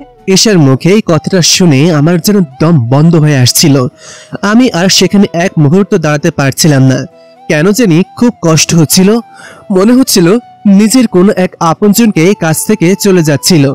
কিন্তু আজ আমাদের বিয়ের একমাত্র দিন হলো, আর এর মধ্যেই এতটা ভালোবেসে ফেলেছি আমি ওকে, এটা আমি কল্পনাই করিনি। কি করে তাকে এতটা ভালোবেসে ফেললাম? তাই বাইরে চলে গেলাম। আমার মনের ভেতরে আজ অন্য মেঘেরা এসে ভর করেছে, সবকিছু ছেড়ে চলে যেতে ইচ্ছা করছে। আকাশেরও মনে হয় আমার মতোই আজ মন খারাপ। তাই একটু পরেই বৃষ্টি শুরু হলো। আমি একটা দোকানে গিয়ে উঠলাম। ওইদিকে নিশার এমন ভাবে চলে যাওয়াতে আমার কেমন যেন একটা খটকা লাগছিল। অনেক ভালো, কিন্তু আমি ওর সাথে এমন প্রতারণা করছি, আমি কি ঠিক করছি? আমার কেন যেন কিছুটা খারাপ লাগছে ওর জন্য। ছেলেটা তার বাবা মাকে অনেক ভালোবাসে, বা আমার খুশির জন্যই আমাকে বিয়ে করেছে, কিন্তু আমি ওদেরকে দুঃখ দিয়ে চলে যাব? আমি কি ঠিক করছি নাকি ভুল? তবে আমি আমার ভালোবাসার জন্য এসব করছি। ভালোবাসার কাছে সবকিছুই তো তুচ্ছ। আমার কাজকে আমার ঠিক মনে হচ্ছে। বৃষ্টি পড়ছে অনেক দিন হলো, বৃষ্টিতে ভিজে না অনেক দিন, তাই অনেক শখ করে ছাদে গেলাম। ছাদে গিয়ে বৃষ্টিতে ভিজছি। আজ অনেক ভালো লাগছে বৃষ্টিতে ভিজতে, মন আজ খুশি। আসলে মন খুশি থাকলে পৃথিবীর সবকিছুই ভালো লাগে, কিন্তু বৃষ্টিতে ভিজলেই আমার শরীর খারাপ করে, সেটা আমি প্রায় ভুলে গেছিলাম। প্রায় 1 ঘন্টা বৃষ্টি হলো। থেমে যাওয়ার পর যখন রুমে আসলাম তখনই কাশি শুরু হলো। বুঝতে পারলাম জ্বর আসতে চলেছে, তাই তাড়াতাড়ি করে ভেজা কাপড় পাল্টে ভালো কাপড় পরে নিলাম। শরীরটা তেমন ভালো লাগছিল না, তাই শুয়ে পড়েছিলাম। একটু পরেই জ্বর চলে আসলো। অনেক কষ্ট হচ্ছিল, কিন্তু কেমন যেন একটা অনুভূতি হচ্ছিল মনের ভেতর। আমি কি ঠিক করছি নাকি ভুল করছি কিছুই বুঝতে পারছি না। ওদিকে পৃথিবীতে বেঁচে থাকার সব কারণ যেন আমি হারিয়ে ফেলছিলাম। তাই জীবনে প্রথম একটা মদের দোকানে গিয়ে মদ খেতে শুরু করলাম। সেখানে প্রায় সন্ধ্যা পর্যন্ত বসে রইলাম। অনেক কষ্ট হচ্ছিল, কিন্তু কিছুই করার নেই। হয়তো আমার ভাগ্যে এটাই লেখা ছিল। তাই সেখান থেকে বেরিয়ে রাত 10টার দিকে বাসায় ফিরি। দেখি দরজা খোলা, হয়তো বা মা বাবা ঘুমিয়ে পড়েছে। তাই মাতাল অবস্থায় নিজের রুমে গেলাম। ওইদিকে আমার জ্বর উঠলে আমি সবকিছু ভুলে যাই, আবুল তাবুল কথা বলতে শুরু করি। তাই এদিনও এর ব্যতিক্রম হলো না। আমার কেমন যেন সবকিছু লাগছিল। সামনে নিশানকে ফিরে আসতে দেখে বললাম, নিশান আমার খুব কষ্ট হচ্ছে, মনে হয় জ্বর উঠে গেছে, তো আমাকে একটু ডাক্তারের কাছে নিয়ে চলো না। নিশান আমার কাছে আসলো, এসে আমার গায়ে হাত দেওয়া শুরু করলো। আমার কাছে কেমন যেন অদ্ভুত লাগছিল তার এই স্পর্শ। আমিও তাকে জড়িয়ে ধরলাম। আমি মাতাল অবস্থায় কি করেছি সেটা আমি নিজেও জানি না। শুধু এশার কাছে গিয়েছিলাম, এশা তখন আমাকে জড়িয়ে নিল। হয়তো তার ঠান্ডা লেগেছিল, তাই আমাকে জড়িয়ে নিয়েছিল। কিন্তু আমি জানি না কি থেকে কি হয়ে গেল। আমরা হারিয়ে গেলাম স্বামী স্ত্রীর পবিত্র সম্পর্কে। কিন্তু আমার যখন হুঁশ হলো তখন আমি বুঝতে পারলাম আমি কত বড় ভুল করেছি। এসে আমার পাশে শুয়ে কান্না করছে, আমি ওর দিকে তাকাতে পারছি না। তখন এশা বলল, তুই আমার সাথে এটা কি করলি? আমার কত বড় ক্ষতি তুই করে দিয়েছিস, তুই জানিস? এখন কালকেই রাফি ফিরে আসবে, তখন আমার কি হবে? রাফি কি আমাকে মেনে নিবে? তোকে আমি ঘৃণা করি, তোকে অনেক ভালো ভেবেছিলাম, কিন্তু তুইও সকল পুরুষের মতো শুধু নারীর দেহ নিয়েই খেলা করতে জানিস। আমার অসুস্থ শরীরের সুযোগ নিয়েছিস তুই। এশা দেখো, যা হয়েছে সবকিছু ভুলে যাও। আমি জানি তুমি অসুস্থ ছিলে, আর আমিও হুঁশে ছিলাম না। মাতাল হওয়া অবস্থায় কি করেছে আমি নিজেও জানি না, তাই এসব বাদ দাও। এখন যদি আমার কোনো কিছু একটা হয়ে যায় তাহলে রাফি কি আমাকে মেনে নিবে? আমি ওকে ছাড়া বাঁচবো না। কিন্তু তুই আমার সাথে এমন খারাপ কাজ করলি, তোকে আমি তো ভালো ভেবেছিলাম, কিন্তু তুই। দেখো এশা, যা হয়েছে দুজনের অনিচ্ছাই হয়েছে। আমিও কিছু বুঝতে পারিনি কি করে কি হয়ে গেল, কিন্তু আমি তবু তোমার কাছে ক্ষমা চাচ্ছি। এভাবে ক্ষমা চাইলেই সবকিছু শেষ হয়ে যায় না। তুই আমার সাথে যা করেছিস তার কোনো ক্ষমা হতে পারে না। তুই আমার সাথে এমন কেন করলে বল? তোর সাথে আমি কি ক্ষতি করেছিলাম তোর? দেখো এশা, যা হয়েছে তা কখনোই খারাপ নয়, কারণ আমরা দুজন স্বামী স্ত্রী, আমাদের মধ্যে এরূপ সম্পর্ক হওয়াটাই স্বাভাবিক। কিন্তু আমি জানি তুমি আমাকে এখনো মেনে নাওনি, তাই এটা তোমার কাছে খারাপ লাগছিল। কাল যখন রাফি চলে আসবে তখন রাফিকে আমি কি জবাব দিব? সে তো আমায় আর গ্রহণ করবে না। তাহলে এটা আমাদের কি রকম ভালোবাসা আমাকে বোঝাও? ভালোবাসার মানুষের একটু ভুল ত্রুটি থাকলে তাকে আর গ্রহণ করবে না, তাহলে এটা কি রকমের ভালোবাসা? ভালোবাসা তো সেটাই যেটা মানুষের হাজারো দোষ থাকা সত্ত্বেও নিঃশর্তভাবে ভালোবাসা যায়। তোর এমন বাণী শোনার টাইম এখন আমার নেই। তুই আমার সাথে এমন করেছিস, এখন তোকে আমি বিশ্বাস করেছিলাম, কিন্তু তুই আমার বিশ্বাসের মর্যাদা রাখলি না। এরপর আমি আর কোনো কথা বললাম না, সেখান থেকে উঠে চলে গেলাম। এশার শরীরে এখনো জ্বর। আমি কি করব কিছুই বুঝতে পারছিলাম না। আমি যে অন্যায় করেছি, আমি জানি সে অন্যায়ের কোনো ক্ষমা নেই, কিন্তু যে করেই হোক এসের সাথে তো আমার একটা সম্পর্ক হয়ে গিয়েছে, আর আমরা দুজন স্বামী স্ত্রী, তাই আমার কাছে এটা স্বাভাবিকই লেগেছিল। রাতে বাসায় আসলাম, দেখি এসের শরীর আরো অনেক খারাপ। আমি কি করব? তখন তাকে নিয়ে চলে গেলাম হসপিটালে। এসা সেন্সলেস হয়ে গিয়েছে। আমি ডাক্তারের কাছে গেলাম। ডাক্তার তখন আমাকে বলল, ওনার তো অনেক জ্বর, শরীরের সাথে ওনার মনে হয় শ্বাসকষ্ট রোগ আছে, সেই জন্য এরূপ হচ্ছে। আপনি কোনো চিন্তা করবেন না। ডাক্তার, যে করেই হোক ওকে সুস্থ করে তুলুন, আমি ওকে ছেড়ে বাঁচবো না। যে করেই হোক আমার স্ত্রীকে সুস্থ করে তুলুন আপনি। আপনি কোনো চিন্তা করবেন না, উনি সুস্থ হয়ে যাবেন। এটা সামান্য জ্বরের কারণে হয়েছে, হয়তো জ্বরের প্রভাব বেশি হয়ে গেছিল, সেই জন্য সেন্সলেস হয়ে গেছে। এরপর ডাক্তার চলে গেল ভেতরে। আমি বাইরে দাঁড়িয়ে আছি। আব্বু আমাকে আসতে নিষেধ করেছিলাম, তারা আসলে হয়তো আমার কষ্টটা আর একটু বেড়ে যাবে, কিন্তু আমি আমার পাপের প্রায়শ্চিত্ত একাই করতে চাই, তাই এখানে দাঁড়িয়ে আছি। পুরো রাতটা কেটে গেল। আমি এখানে ঈশার কেবিনের বাইরে দাঁড়িয়ে আছি। ওর জ্ঞান এখনো ফেরেনি। মনে মনে আমি অনেক অনুতপ্ত ছিলাম, আমার কারণেই হয়তো ওর এই অবস্থা হয়েছে। কিন্তু কি করব, আমিও যে সে সময় ঠিক রাখতে পারিনি নিজেকে। যে কোনো ছেলে হলেই সেই সময় একই ব্যবহার করত। আমার কাছে এটা স্বাভাবিক লেগেছিল, কিন্তু ওর কাছে এটা অস্বাভাবিক হয়ে গিয়েছিল। একসময় নিজেকে দোষী মনে হচ্ছিল, আবার পরক্ষণে মনে হচ্ছিল আমি ঠিকই করেছি।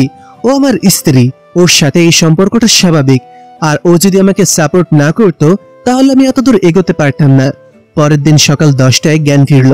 আমি সারা রাত না ঘুমানোর কারণে চোখটা কালো হয়ে গিয়েছে। আমাকে হাসপাতালে নিয়ে আসা হলো কেন, আমি সেটাই তো বুঝতে পারছি না। তখন একটা নার্স আমার পাশে দাঁড়িয়ে বলল, ম্যাম, আপনি সত্যি অনেক ভাগ্যবান, এরকম একজন স্বামী পেয়েছেন। আপনার স্বামী আপনার জন্য কাল রাত থেকে দাঁড়িয়ে আছে, একটা বার মানুষটা বসেও নি, আপনার কেবিনের সামনে দাঁড়িয়েছিল। অনেক ভাগ্য করে এরকম স্বামী পাওয়া যায়। নার্সের কথা আর আগা মাথা কিছুই বুঝতে পারলাম না। তখন বাইরে তাকিয়ে দেখি নিশান দাঁড়িয়ে আছে। আমার ওকে দেখে কিছু সময় মায়া লাগছিল, কারণ মুখটা কালো হয়ে গেছে, কিন্তু ও যে কাজটা করেছে সেটা একদমই ঠিক করেনি। আমি কি করব তার দিক থেকে? সে হয়তো ঠিক আছে, সে আমার উপর সম্পূর্ণ অধিকার রাখে, কিন্তু আমি তো তাকে স্বামী হিসেবে মানি না। আমি রাফিকে ভালোবাসি। তাই আমার ফোনটা খুঁজতে লাগলাম। হয়তো নিশান দূর থেকে দেখে সেটা বুঝতে পেরেছিল, তাই সে আমার কাজ শেষে ফোনটা দিয়ে গেল। আমি ফোনটা নিয়ে দেখি রাফি অনেকগুলো কল করেছে, তাই রাফিকে ফোন ব্যাক করলাম। কি ব্যাপার ঈশা, তুমি আমার কল ধরছো না কেন? কি হয়েছে তোমার? আমার কিছু হয়নি, সামান্য একটু জ্বর উঠেছিল, তাই হাসপাতালে এসেছি। আমি তো বাংলাদেশে এসে গেছি, এখন তোমার সাথে দেখা করতে চাই। তুমি কি তোমার বাবার কাছ থেকে সম্পত্তি নিয়ে আসছো? আমি এখন অসুস্থ, তাই বাসায় যেতে পারিনি। তুমি যে করে হোক তাড়াতাড়ি বাসায় যাও, গিয়ে তুমি টাকার ব্যবস্থা করো, এরপর দুজনে পালিয়ে গিয়ে বিয়ে করব। তুমি কোনো চিন্তা করো না, আমি দেখছি কি করা যায়।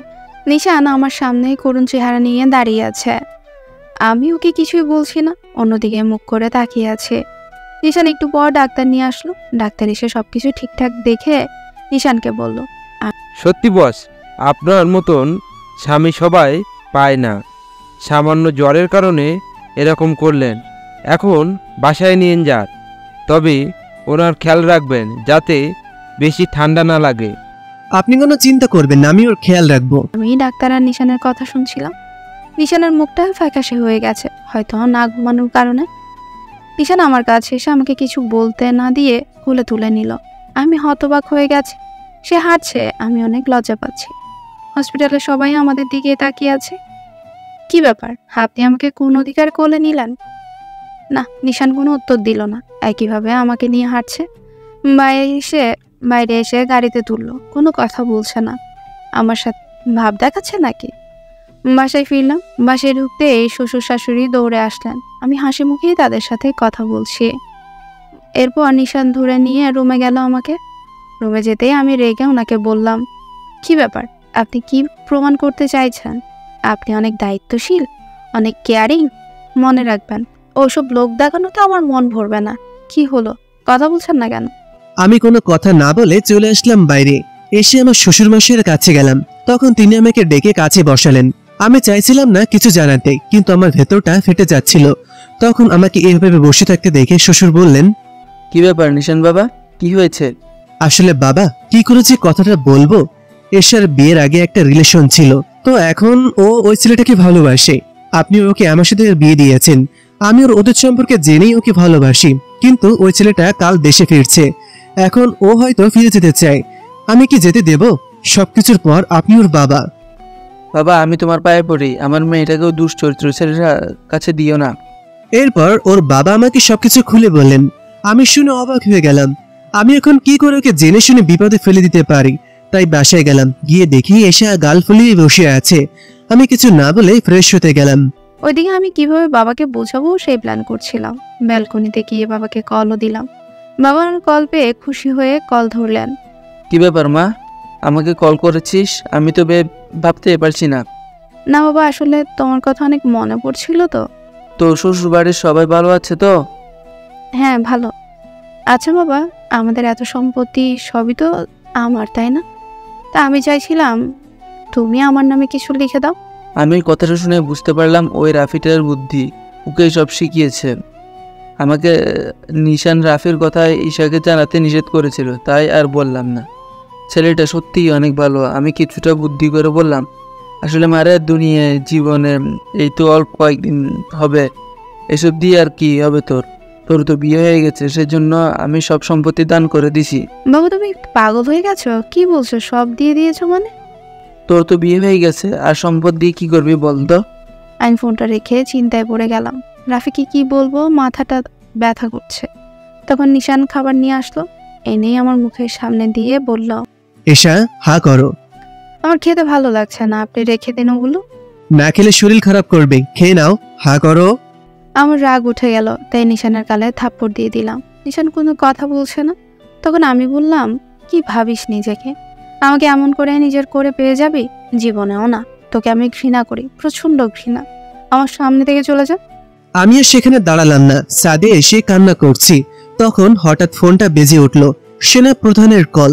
আমি তাড়াতাড়ি কল ধরলাম। স্যার, নিশান বলছি। নিশান, সর্বনাশ হয়ে গেছে, তাড়াতাড়ি তোমাকে এখানে আসতে হবে। সন্ত্রাসীদের উৎপাত প্রচন্ড পরিমাণে বেড়ে গেছে, তাই তোমার সাহায্য প্রয়োজন। স্যার, এরকম বলবেন না, আমি রাতে রওনা দিচ্ছি। তোমাকে ছুটির মধ্যেও ডিস্টার্ব দেওয়ার জন্য সরি, তবে অনেক অফিসার ছুটিতে থাকায় অনেক কষ্ট হয়ে যাচ্ছে। আমি বুঝতে পেরেছি, আর এখনই আসছি বলে ফোনটা রেখে বাবা মাকে জানালাম। তারা রাজি হচ্ছিল না, তবু আমি অনেক বোঝালাম। শেষে রাজি করে রুমে গিয়ে রেডি হয়ে পাশের রুমে গিয়ে অনেক কান্না করছি। তখন একটা কাগজ হাতে নিয়ে আমার মনের কথাগুলো লিখলাম। এরপর টেবিলে রেখে চলে আসলাম। আসার সময় এসের দিকে ফিরে তাকালাম একবার। মনে মনে ভাবছি, মন পাখি, তুই বুঝলি না রে আমার মনের কথা। বোঝার মতন হয়নি রে তোর ক্ষমতা। বুঝবি যখন থাকবো না রে, যাবো অনেক দূরে, তখন পাখি খাদ্যি রে চোখের পানি ফেলে। চেয়েছিলাম বেশ ভালোই, হঠাৎ করে জীবনে এলে তুমি। স্বপ্নের রাজ্যে ভাসিয়ে কি করেছিলাম আমি বলতে পারো তুমি? চলে যদি যাবে তুমি, তবে কেন এসেছিলে আমার এই সাজানো জীবনে? ভালো তো ছিলাম আমি আমার এই একলা জীবনে, একাই তো চলতে শিখেছিলাম পথ। এখন আমি শুধু একা। এই একাকিত্বের জীবন বড় বেশি আঁকা বাঁকা। যেতে হবে আমায় একা একা। দুঃখ নেই তাতে, তুমি তো ভালো আছো, তা দেখিয়ে চলে যাবে আমার সারাটা দিনের মেঘলা আকাশের বৃষ্টি।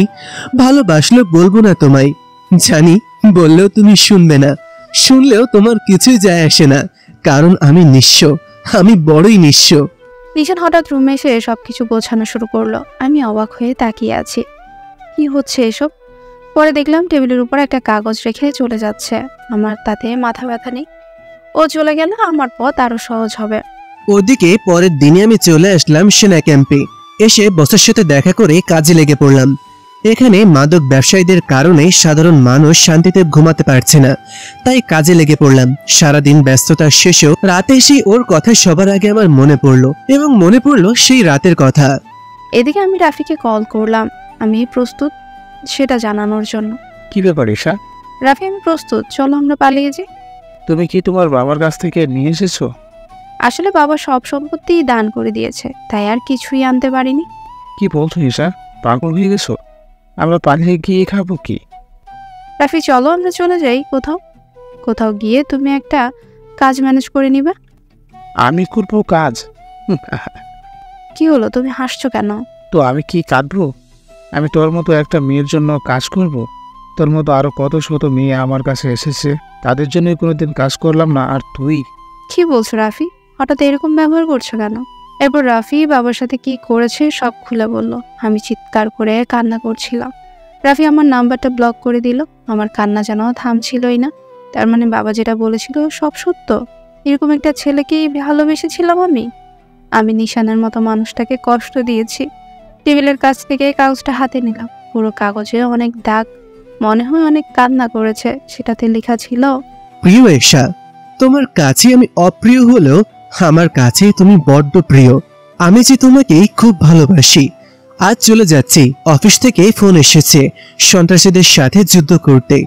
হয়তো আর ফিরে আসবো না। তুমি রাফিকে নিয়ে ভালো থেকো। আমি না হয় দূর থেকেই তোমার হাসি দেখেই খুশি থাকবো। আজও লেখাগুলো বিষাক্ত তীরের মতো লাগছে আমার কাছে, যেটা আমার ভিতরটাকে ছিন্ন ভিন্ন করে দিচ্ছে। আমি তো নির্বাক হয়ে গেছি। তাড়াতাড়ি আমার শ্বশুর শাশুড়ির কাছে গিয়ে সব বললাম। তাদের পায়ে ধরে মাফ চাইলাম। তারা কতটা ভালো মানুষ তার প্রমাণ আবার দিলেন। মুচকি হেসে আমার শাশুড়ি বললেন, তুমি তোমার ভুলটা বুঝতে পেরেছো, এটাই অনেক। আমাদের তোমার ওপর কোনো অভিযোগ নেই। কিন্তু নিশানকে আমাকে ক্ষমা করবে? ছেলেটা আমার বড্ড অভিমানী।